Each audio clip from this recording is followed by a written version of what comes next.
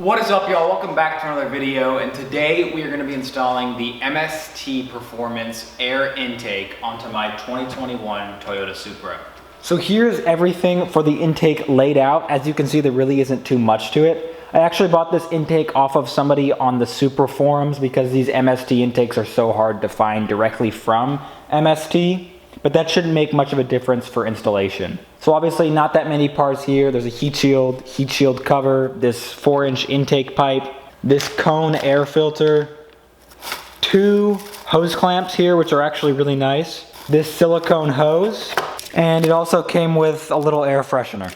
So obviously pretty simple, there's not much to an air intake, but in order to get this air intake installed, we're gonna have to remove the factory air box, switch over a couple components, and then start putting these pieces in. So let's go ahead, get over there, and I'll start to show you how we're gonna remove the stock factory airbox.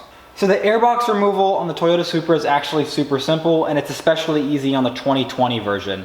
But on the 2021 and above, you're gonna have this factory brace here that we're gonna have to remove. And in order to remove it, you're gonna have to get an E14 socket.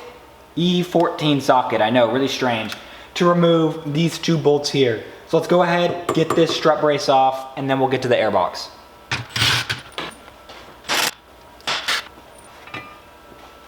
So now that the strut brace is removed, we're gonna move on to this air temp sensor. So the way you remove these is there's a white piece in here that you're gonna wanna pop up with your screwdriver. Unfortunately on this car, this is already broken. So there's that, and once that's done, you can either press down on that white piece to pull this out. So like a seesaw, you're gonna wanna push down, it'll lift up something in here, and that'll allow you to pull this off. Or you can come in here with the flathead, gently lift up on this plastic piece, and it should slide right out. Now the way you know you're doing this right is that you don't have to use much, if any, force to pull this out. If you're having to yank on it, you're not doing it right. So look inside here, there's a little black piece that can be lifted up very easily, and then this will just slide right out. If you have to use any force, stop for a second, re-look at it, reevaluate, and pull it out, so that way you don't break it like I did. And no, I didn't just break that. I broke that a while ago, unfortunately, when I was trying to remove this airbox. So don't be stupid like me. Take your time on this. Now, next thing we're gonna do is remove this hose clamp here. The way we're gonna do that is we're gonna take our flathead and just loosen it up. Doesn't need to come all the way off. Just get her loose. Okay, there's that. You can see I used my flathead, kind of poked it in there to lift that silicone piece off. Now there's that. Now the next thing is there's 4 metal clips around here. 1, 2, and then 3rd one down here. 4th one's back here somewhere, there it is. Remove those, and now you're gonna be able to pull off this top piece of the airbox. Don't put this away yet, we're gonna wanna remove this sensor in here. Remove the air filter, and now this is super simple. All you're gonna do is pull on the airbox, and then it comes right out. What I'm gonna recommend doing is see these rubber pieces here. If there's any one that gets stuck in, we're just gonna take that out for now, and then I'll show y'all which ones we're gonna put back on, because we're only gonna use 2 of these mounting points. So now that the airbox is removed, we're gonna wanna reach in here and remove this spring clamp. Now, unfortunately, I don't think there's any way to remove that without completely breaking it in the process. I haven't found anybody who's been able to do that. So if you ever want to put your stock airbox back on, you're gonna have to use some sort of hose clamp there instead. So that is the drawback of this air intake. It looks like we are gonna have to be breaking this spring clamp here, and the way to do it is you're gonna go to town with a flathead screwdriver and start to pry up on that little loop there and try to get the flathead screwdriver under it in order to release this. Okay, so I used a little screwdriver to start to lift up on this section here. And so what I did was I started poking at that hole there, as you can see right there. Started lifting up on it, and then I was able to get it to lift up. Now I have a bigger screwdriver here, and I'm gonna put it in and twist. Oh man, finally. All right. So now I finally got this off, and it's pretty beat up. So let me show you what I was doing here. Obviously this thing was put on like this, What I ended up doing was using a small screwdriver in this little loop, which was kind of facing out this way, and started kind of getting it in there, pushing it in further and further, twisting. Finally, this started to lift up in here, so now I could put a bigger screwdriver, flathead of course, in there. I had to put a bigger one because I didn't want to risk bending my screwdriver, and I started to get it in there, twisting, working my way back down this way, until finally I got this side to unlatch. Yeah, so this thing's pretty beat up. There's no way I'm going to be able to reuse this. So like I said, you're going to want to get another hose clamp in order to reinstall the stock airbox if you decide to do so. Now we can remove this piece here. Just kind of squeeze it off. It's good to get this off because all this ribbing inside here and then inside here as well is just going to take away the sound from the turbo, which obviously I don't want to do. I want to get as much turbo noise as possible, which is my main reason for installing this air intake. So now what we're going to do is we're going to install this silicone hose onto this piece. I'd recommend tightening your hose clamp a bit, that way we won't have to deal with it when it's inside there. But other than that, we're just going to slide it on, very simple. I'm going to take note of where this MST logo is so I can see it when it's installed.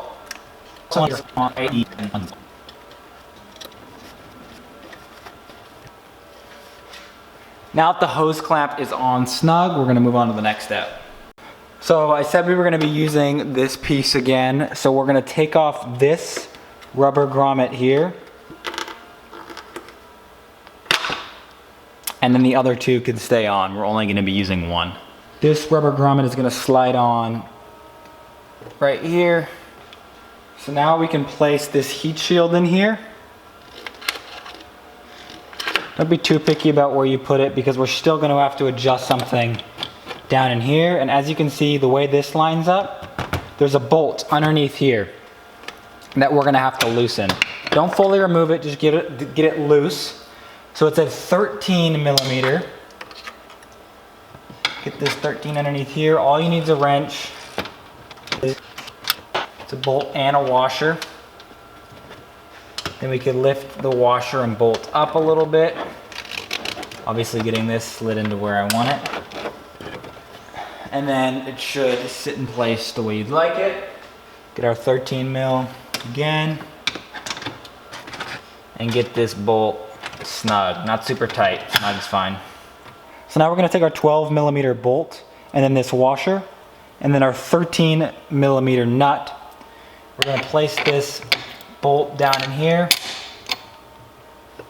Get our washer on the bottom. Okay. Now that they're loosely secured, we can take a 13 millimeter wrench in here and a 12 millimeter socket and tighten it down.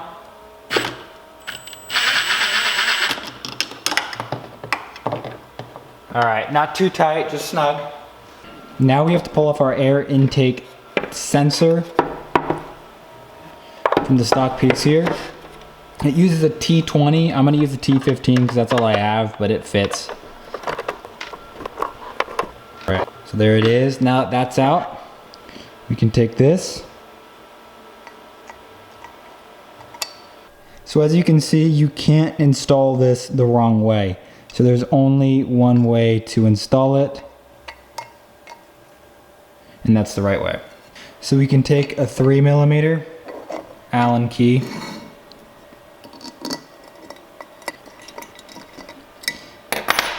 and just get this snug, doesn't need to be super tight.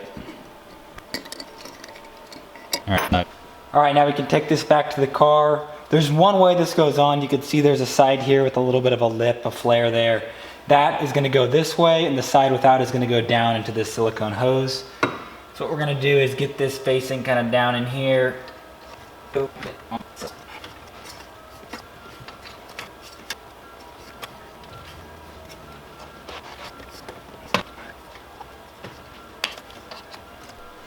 All right, now the exciting part, we can put the filter onto this.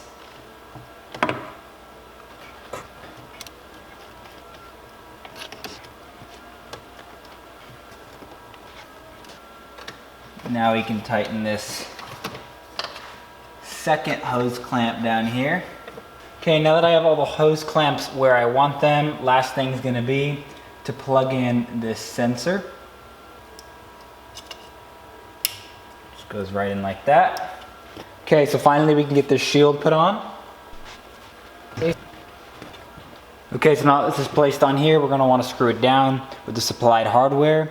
What we're gonna do is we're gonna take the bolts, then put on the lock washer, which is the smaller looking washer, and then lastly, put on the washer. So you're gonna go bolt, lock washer, and then the washer, and then you can start to secure it. And don't tighten any of the bolts all the way down, at least, until you have everything, until you have all the other bolts installed.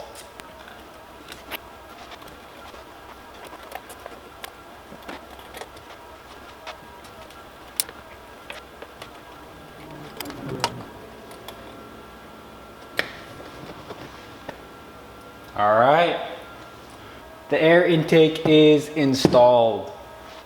Now the last step here, at least on the 2021s, is to get this strut tower brace back on the car.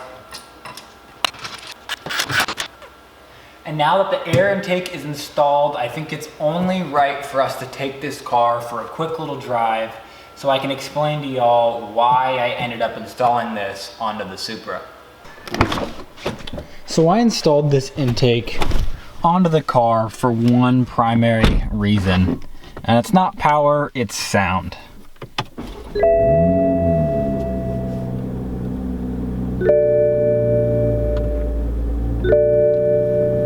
So this car has a straight 6 inline motor, but it has a turbo. Now most of y'all probably know that, but for those of y'all who don't, there you go. And the thing about this turbo in this car is stock. You can hear it sometimes, but you can't hear it too much. And I think we all love that stock turbo, or that turbo blow-off sound. Now this car doesn't have a blow-off, it has an electronic wastegate, but it's still something that we're gonna be able to hear better with this new intake. So let's go ahead, take the car out for a drive, and I'll show y'all what I mean. Okay, so we just left my driveway,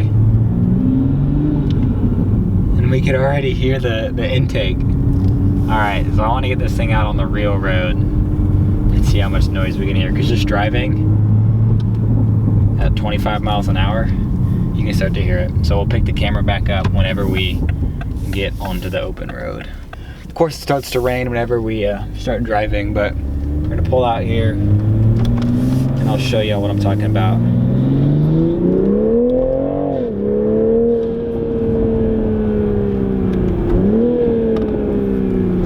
More turbo noise. So I'm gonna take it out of sport mode, put it in normal mode, that way we don't have any of those pops.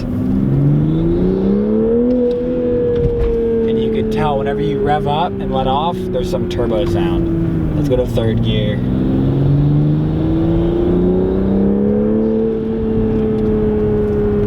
Hopefully the camera is picking that up.